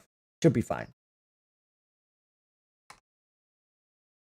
I'm really good. I'm gonna go with this. I'm gonna go with this team. So Imagine Official was Yoimiya. This is a team that I'm 110% going to try out. Right here, this team. 2 days, 23 hours, 39 minutes. 3 days exact. So let me calculate. It's gonna be at 4 p.m. on Monday? No, Tuesday, the 10th. Tuesday the 10th is going to be Yoimiya banner. Okay. Should be at around 4 p.m. Hopefully the banner will be live immediately. People in Asia are gonna get it faster. That's just how it is. So we're gonna have to try our best to kind of dodge. We're gonna have to try our best to dodge all the Yoimiya content until I get to test her and play her. I'm still gonna be farming a little bit for her materials. If you guys are wondering how I know what her materials are, I don't. I'm just gonna assume this giant ass pyro hypostasis drops this thing called Smoldering Pearl. It's certainly not going to be used for Bao or Kokomi. So I'm just going to go off on a limb. Listen, going off on a limb here, 110% guessing. Guessing it's going to be for Yoimiya. Hey, I don't know, man. I don't know, chat. I just have a feeling, a hunch, a very, very small hunch.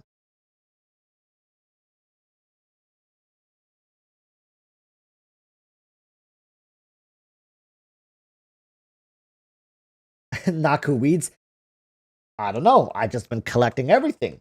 I don't know. I collect everything in Inazuma. Everything I walk across, I collect every single day. So yeah, I'm pretty sure I have enough of the wildflowers or whatever they call it. Yeah, but hypostasis, farm this up, should be ready to go. All right. I'm my goal to run with Yoimiya is most likely the Skyward Harp alongside the 4-piece Crimson Witch. So here's the flower piece. Here's the plume. The attack piece, I'll be using this one. Kind of sad, but what we gotta go with what we have, right? This will be the attack piece. Pyro Goblet, of course, we got 2 Pyro Goblets. This is the superior one. I'll be using this one for Yoimiya. And for the headpiece, I'm going to be using a crit damage. Oh yeah, this is Huta. That makes sense. I'm going to be using a crit damage headpiece. Let's see if I can find a really good one. This one is pretty good. Because I'm going to have a 4-piece witch set, so my head is going to be an off piece. Really solid. I might use this piece. This piece looks to be good as well. This is a crit rate piece. I might use this one. Defense plus 20.4%, whatever. I can live with that. We got 7% crit rate. We got 12.3% energy recharge. And we got 10.5% and crit damage. So this might be my off piece for Yoimiya. But overall, I think this is going to be great. What do I think of the Shimenawa? versus the Crimson Witch. I think overall Crimson Witch is going to be better, but Shimenawa is going to have situations where Shimenawa is going to shine more. So Yuzu is asking, Warriors, do you have any prediction on who will be on the Yoimiya banner other than Sayu? I don't know. I think Sayu, so we got Anemo covered, so then we kind of have to cross out Sucrose. I do think they're going to put Fischl? Are they going to put Fischl? When was the last time Fischl appeared? I don't know. They might not. I wouldn't be surprised if they put Xingqiu. Xingqiu might be on the banner as well. Fischl Xingqiu? That makes sense. Elemental wise, it makes sense. I don't think they're gonna put Beidou. If they put Xingqiu, that's already a really good character, so they won't put Bennett. I don't think they'll have Bennett. So Fischl Xingqiu is gonna be my guess. Diona? They might put Diona. I don't think. Not sure. Fischl appeared on Klee's banner. Xiangling would be nice. I would love to see Xiangling on the banner, especially for free-to-play players. Sayu is 100%, yeah. So I'm gonna guess Fischl Xingqiu or Diona. I think Diona hasn't been. Yeah, Diona might be possible as well. Yeah, she hasn't came on banners for ages. So Diona Xingqiu, Diona Fischl? Maybe. I don't know. Most likely these characters. Sucrose definitely not. I don't think they're gonna do Beidou. Because we're getting a free Beidou right now. The free characters they never do. Bennett unlikely because there's already Yoimiya. Who else? Ningguang? That's gonna be 2 DPS characters. Kind of weird. I think they're gonna be a little more support oriented on this banner. Support DPS or support. Something like that. Jinyan, I can see Jinyan. I could, but I really don't want to. I can see it, but I really want to unsee it. I don't want to see that. Like, I'm trying to visualize the banner right now. No, please, Jinyan, please. Next time. Maybe on Bao's banner. Maybe. So we got Sayu. We got Yoimiya. I'm seeing...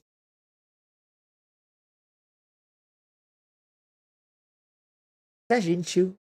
Does Xingqiu fit in this? Yeah, I think Xingqiu fits. Why not? Xingqiu Diona. We can do that. Jinyan hater? No. No, I'm not a Jinyan hater. I'm just saying Jinyan doesn't really fit on this banner. Thematically, she does not.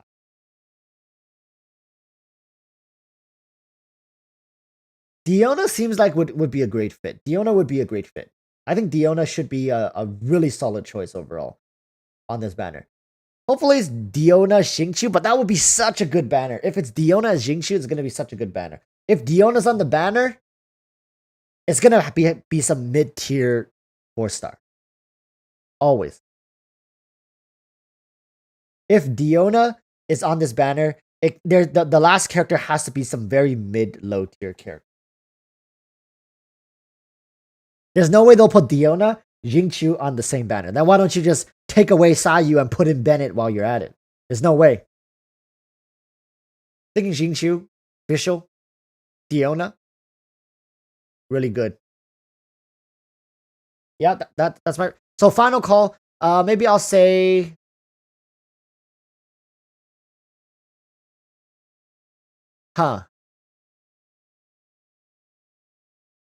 Xingqiu, Fischl. There, that's it. I said it. Xingqiu and Fischl. So Sayu, Xingqiu, Fischl with Yoimiya. That's my prediction. Probably gonna be wrong though.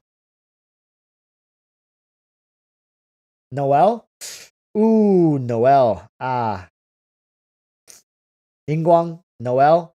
When was the last time we saw Ningguang on a banner? That? Somebody? When was the last time we saw Ningguang on a banner? Or Ningguang Noel on a banner?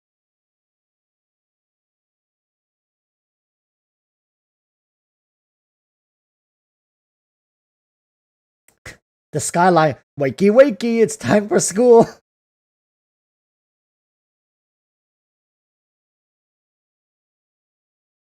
Wait, Ningguang is on the current banner?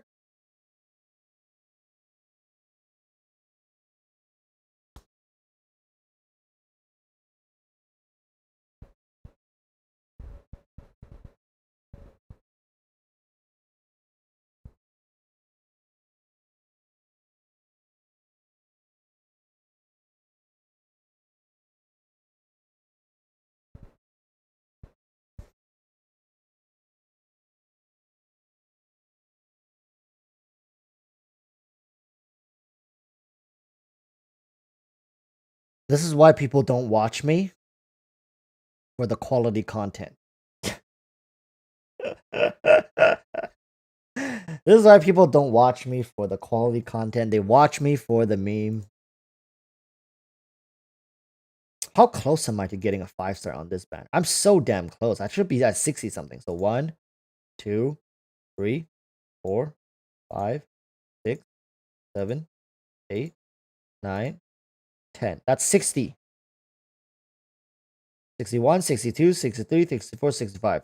Wow. 10 pull. Should be getting a 5-star. I want the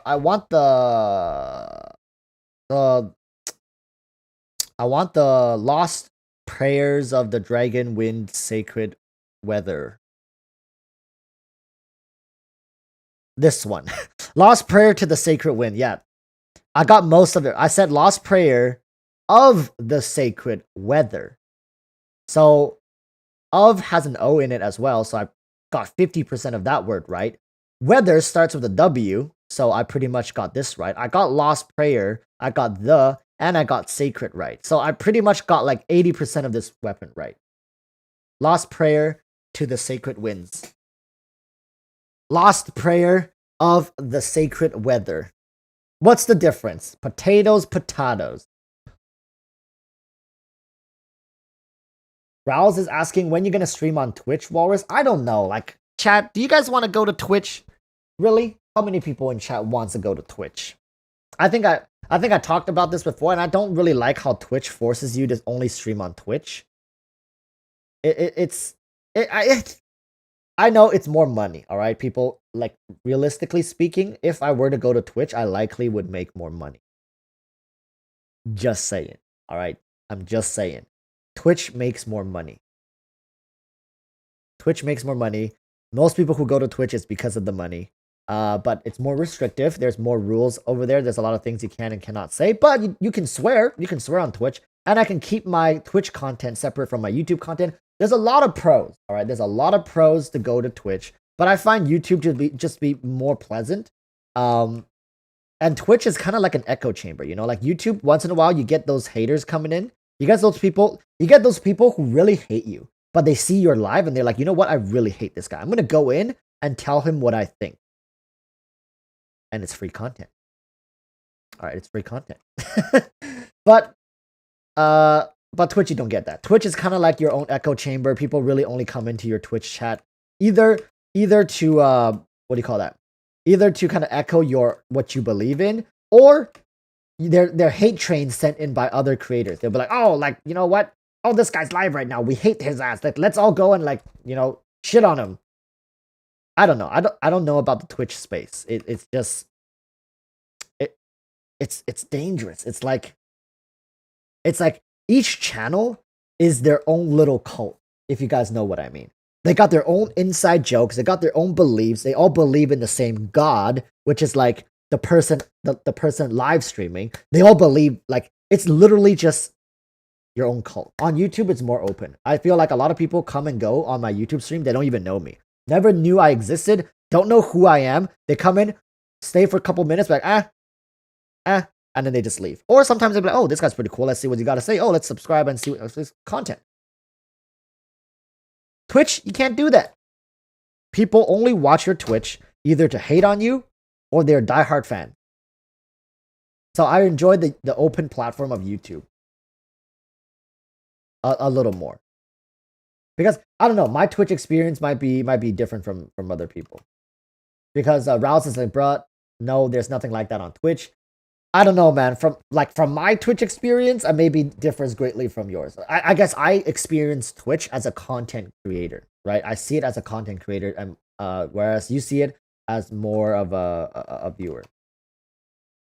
Well, I mean, trying it won't hurt. I feel like in the future, if I ever do want to play a different game. So, for example, right now, let's say, oh, chat, we're about to finish this Genshin live stream. I want to go play some League of Legends or TFT or blah blah blah, some party games, right? Let's go to Twitch. Let's head over to Twitch. If you guys want to join or you guys want to watch me play some other games, let's go to Twitch. Then maybe I'll move to Twitch. But nowadays, Genshin has so much content, and I spend so much time playing Genshin that it's just more beneficial for me to do it on Twitch.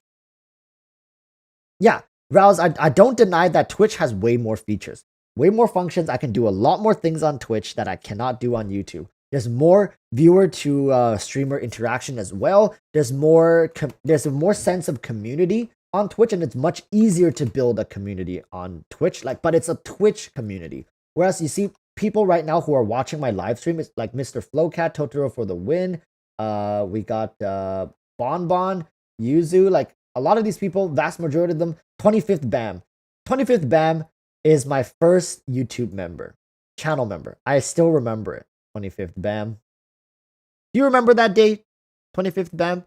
I think you were one of, if not, I do believe 25th Bam was the first YouTube channel member. But what I was saying is most of these people are also a part of my Discord community. They're in Discord, they're on YouTube, and they watch my videos. So we kind of...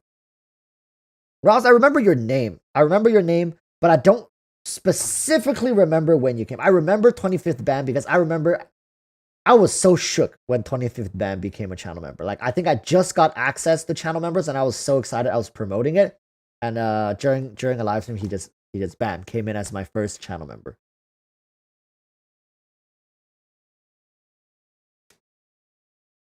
I should do more chat polls. Yeah, I know on Twitch you can do chat polls. On YouTube, I kind of have to go to a third-party website. And then send you the link in chat. Pin the link in chat. I know. It sucks. I really wish YouTube had better streamer to viewer interactions. But what can I say? YouTube is inferior when it comes to streaming tools. Kyoko says, can't wait for Sayu.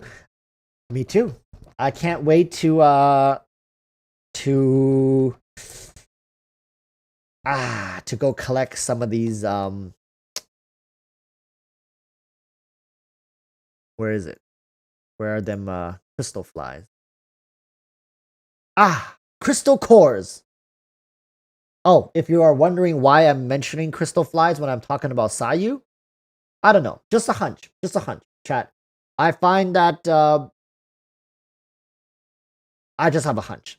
That's all I'm gonna say. All right, before Mihoyo does something to my account. Isn't Sayu gonna be a healer? Damn straight she might or might not be. She is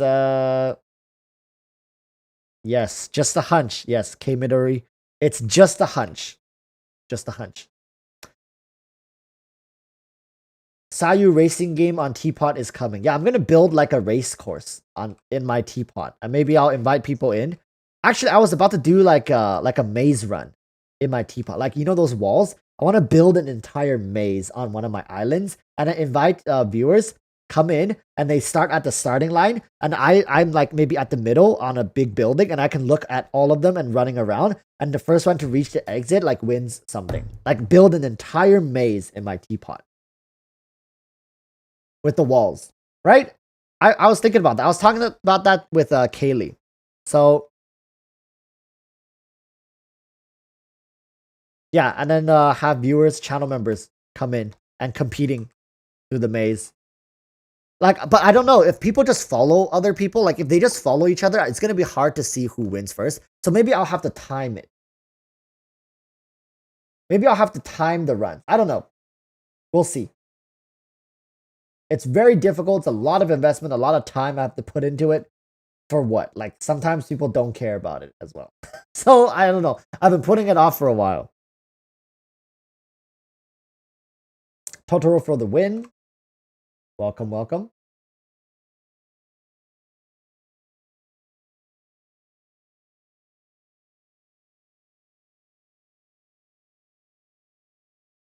Plus, community wholesome. It is most of the time, but just like most communities, you definitely have the odd toxic birds here and there. But mostly it's positive. Show us your Inazuma exploration percent. All right, don't be surprised when I show you guys this.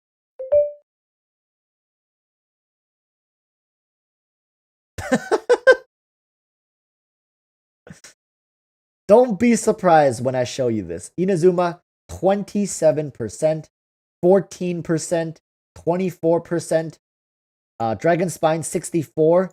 The only 100% I have out of the entire game seems to be Gale Song Hill. Yeah. Sea of Clouds is 60. Lisha is 58. Yeah. Chat, I'm telling you, I'm never using. I am never using the thing, the interactive map, and I don't make it a like a goal. Like, I will never just sit here in an afternoon to go exploring. Like, I would let myself get lost in the game for different reasons. So, like, maybe I'm looking for certain plants, or I'm wanting to do quests, and maybe I'll get sidetracked here and there, and oh, what's down this path? Oh, what's over there? But that's how I play this game. I don't play it for achievements. I don't play it for exploration. If it happens, it happens. If it doesn't, it doesn't. I'm just here in this world, just like how I'm here in this real world. I'm not gonna be able to experience everything. I'm not gonna be able to see everything. But whenever my path cross with the opportunity for exploration, I'll do it. Is Albedo worth getting whenever his rerun comes? I mean, I wouldn't really specifically hunt for Albedo. He's a cool character, but I don't think I mean, if you know yourself as a lazy player, like somebody who doesn't like to overcomplicate your playstyle, Albedo is a great character. He does really good damage. He has a really solid kit, and he's just overall very simplistic, and he gets the job done. But when it comes to synergies and power, like if you're a meta player, he's really not like meta. There's no team that involves him that is meta. You know what I mean? He's not that all encompassing. He does one thing and one thing really well, which is a support DPS. He provides great off-field support, and with a hint of defensive capabilities mixed in. So I wouldn't really. So the answer, that was a long answer. The short answer is no. I wouldn't really go for Albedo rerun.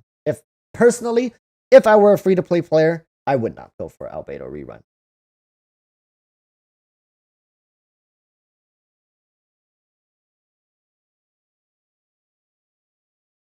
Joas Rebus is asking, Walrus, do you think Yoimiya can be a good support for a Hu Tao? I don't know if I summon or not. Well, here's the thing, right? Like, yeah, I understand most people running Hu Tao struggles to pair Pyro Resonance with her, because Bennett usually is the Pyro Resonance. I don't know. I honestly would prefer Bennett over Yoimiya. I mean, oh, one moment.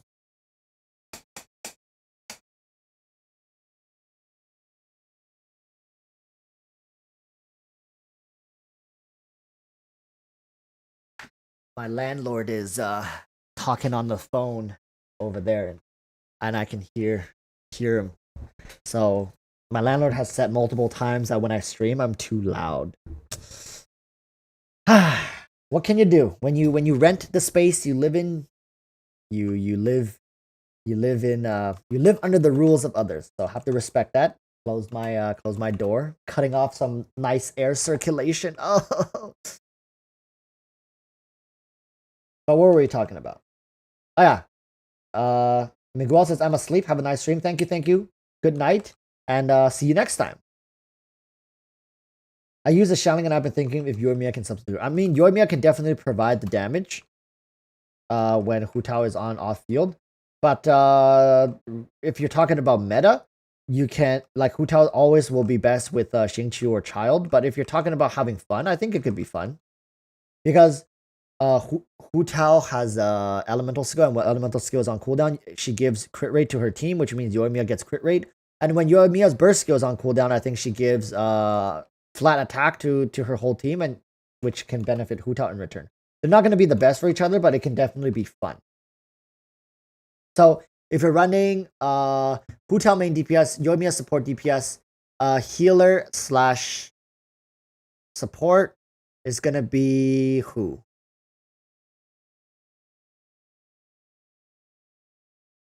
Diona Zhongli? Maybe? Diona Zhongli? Sounds to be what you will round off with.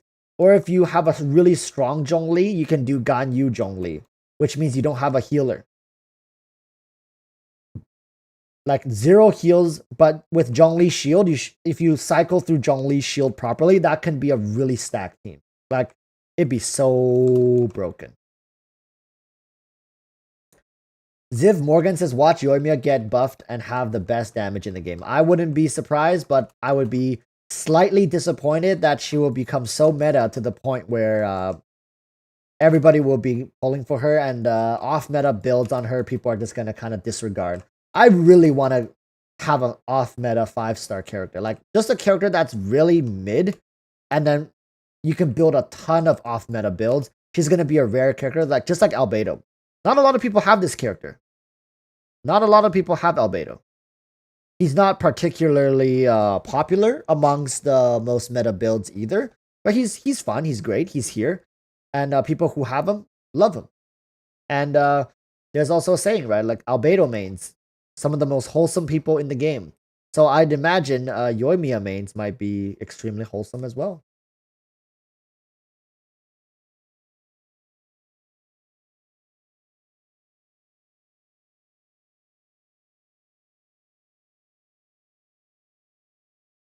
So Joas Rebus says, I've been thinking in Hu Tao, Xingqiu, Yoimiya, Zhongli. That could work. That could definitely work. With Zhongli, you likely don't need healers. That's how good he is at doing his job.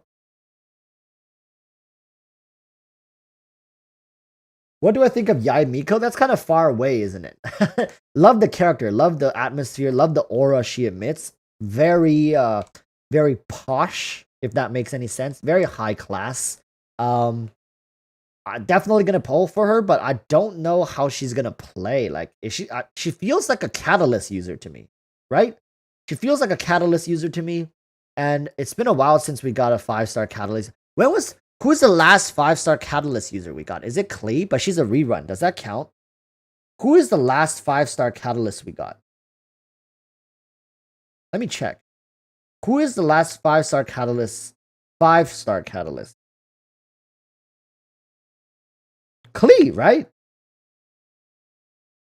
Holy smokes, we haven't gotten a 5-star catalyst user since Klee. Yeah, then Yai might be a catalyst user.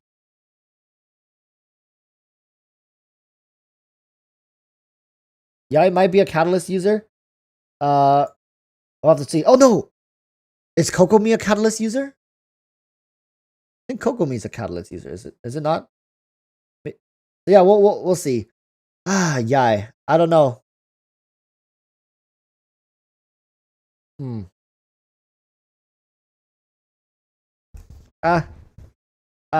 We'll see. I'm really excited for Raiden. I'm excited for Kokomi, not because of other reasons, but I do want to see what she's capable of. Really curious as to see what Kokomi can do. When it comes to Yai, I honestly, I just think she's gonna be a crowd favorite because of her character. Imagine Kokomi using a claymore.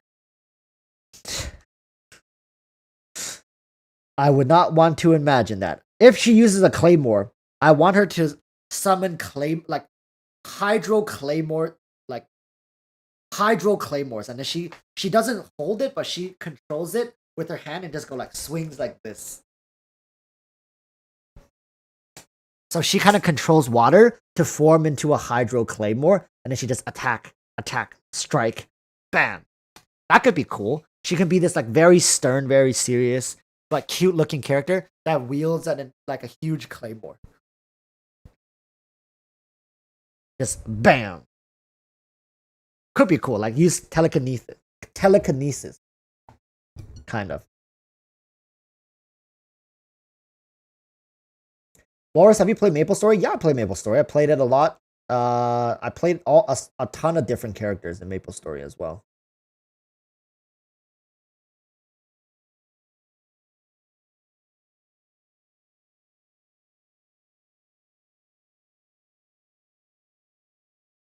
Oya saying, but I'm sure Kokomi will bring a new unique meta of non-crit heavy crit heavy damage. This is the thing, right? Like I think the crit rate crit damage meta like has gone on for long enough. I really want to see something come along and kind of take it out of like move away from crit rate crit damage. Like, is there any other way realistically that we can build a meta around a new playstyle? Can metas not coexist with each other? That's another question, right? Can metas not coexist with each other? Can two things just not really work simultaneously? Guess not, because in League there's always like if we look at games that have metas that are very meta balanced, like MOBAs, I guess even some shooters have metas. As long as you have different characters or agents or champions or units, there's gonna be metas, because at the end of the day, even one damage higher than the other, that's still one damage higher. And people are always going to go for that one damage. Oh, well, I have one damage higher if we all play our characters optimally. But that's kind of cringe, because nobody plays their character optimally, right? Even Faker likely doesn't play his League of Legends characters 100% optimally. But the mathematics, when you run the numbers, you're always looking at the most mathematically strongest. But there's going to be characters where people just simply can't draw out all of their powers. They can't. But people keep pointing to these numbers, these findings, saying like, "Oh, this is my Bible. This is what I live by. This is my gospel." Right? I think that's what when people say it's kind of cringe, where like these people assume they're the perfect players, they're the best players, they're like superior, but in reality, they simply aren't. They simply are not. They simply just looked at other people's findings, copied other people's homework, and they took it for themselves, and now they live by it. That's what we say it's cringe. The people who actually figures out the metas, who does the homework, who actually runs the math, those people are hardworking. I respect it. I respect it a lot. But not the people who copy. Yai in 2.2 is likely, if not 2.3. I wonder when Dendro is coming. I do think Dendro should be coming before the next region, right? Because people are saying Sumeru is the next region. Sumeru is the Dendro region. So hopefully we get Dendro before Sumeru. It makes sense, because like there's no point in saving Dendro like 1 year, like as the second last region, a year before Shiznaya and the end of the story. So they want to introduce Dendro as early as possible, sync it up with some Dendro characters, and have us go through the Dendro. Dude, Dendro is gonna be so beautiful. Can you imagine like running through a luscious forest? Like it's just all plant-based. Like Inazuma are islands, right? So we're looking at Inazuma right now. It's all water, all islands. Like we got these mountainous. Oh, that's not Inazuma, is it? Is that Inazuma? No, we're in Dragonspine. What the hell am I? No, we're we're not even in Inazuma. Hold up, chat. Forgive me. Forgive me. We're not even in Inazuma. Like, I'm already thinking about Dendro. Like, it's all thematics, right? We got Dendro, and then we got Pyro. What is Pyro gonna look like? Is it gonna be like volcanoes? Like a ton of volcanoes, volcanic, like.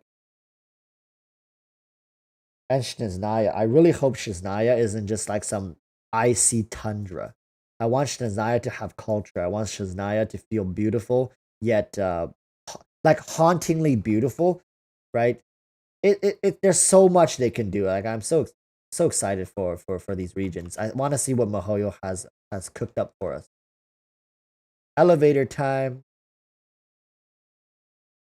Pick me up. Oh, being blocked. Elevator time. Pick me up. Ah, yes.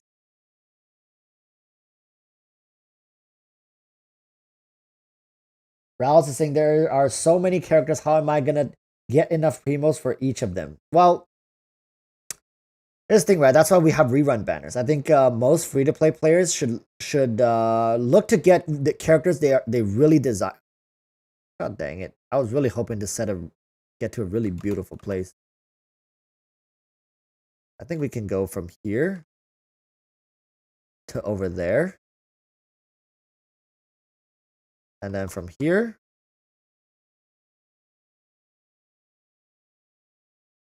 Ah, rise, chicken, rise. Can we take a photo like this? If we take a photo like this, oh, we still fall, and then it cancels the photo. And if this can stay up here like this, wouldn't this be such a nice way to record a video? Yoimiya vs Ganyu, who's better? Ganyu. 100%. Ganyu is better. What can I say? Like, what? There's nobody that can beat Ganyu. Ganyu is top, alright? She's the best main DPS. Superb support DPS. One of the best supports as well, depending on what kind of teams you run. If you run a freeze team, really good. If you run Venti with her, really good as a support. If you run Hu-Tao with her, one of the best melt supports as well. Like, what is she bad at? Ganyu has no, like, the only thing that is her biggest downfall is how squishy she is.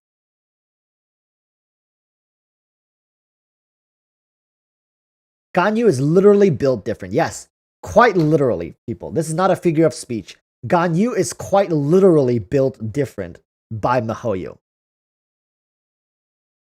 K Modernity says, have to go outside, have fun, everybody. Thank you for tuning in. We're about to wrap up the stream as well. I think we started at around 3, right? We started stream at around 3 o'clock. So yeah, we're just about done with the stream.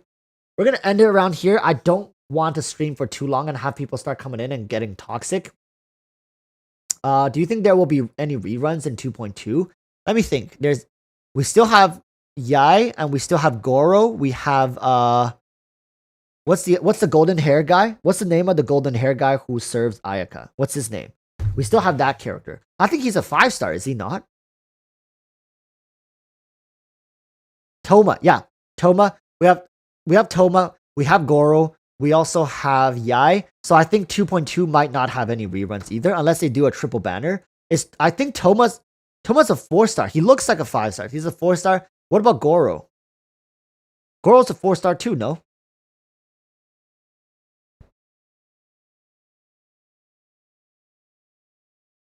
I think Goro's a 4-star. Goro really looks... Wait, Goro is a 5-star? No, Goro looks like a 4-star. Yeah, Goro is a 4-star. Toma is a 4-star. That's weird. I thought Toma might be a 5-star. He looks like a 5-star. I mean, look at this, chat. Look at this. You guys can't look at this and tell me that's a 5-star. That's not a 5-star. What about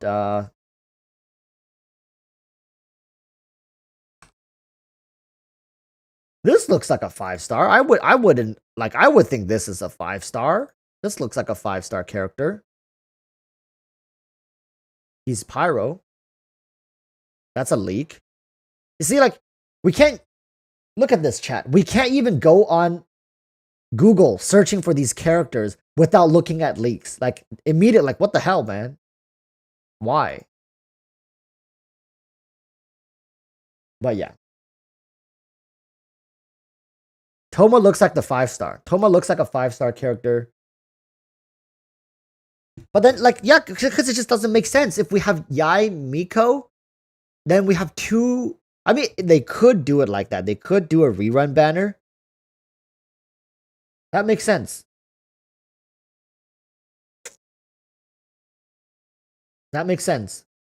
So 2.2 might have a rerun banner if there's 2 4-stars and only 1 new 5-star, and they might rerun someone like Ganyu or Albedo. So 2.2, we might see a rerun. Very possible.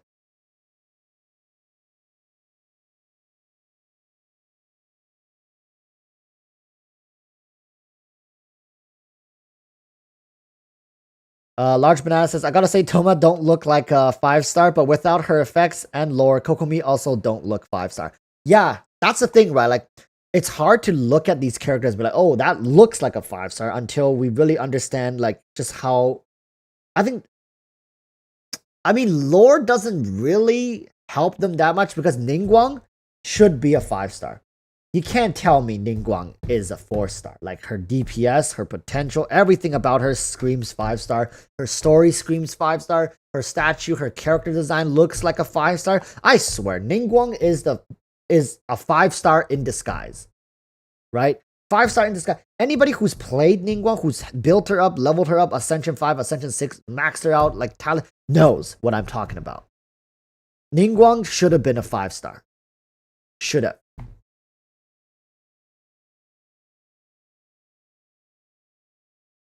Yeah, like, they decided to turn her into a 4-star. I don't know. Like, I mean.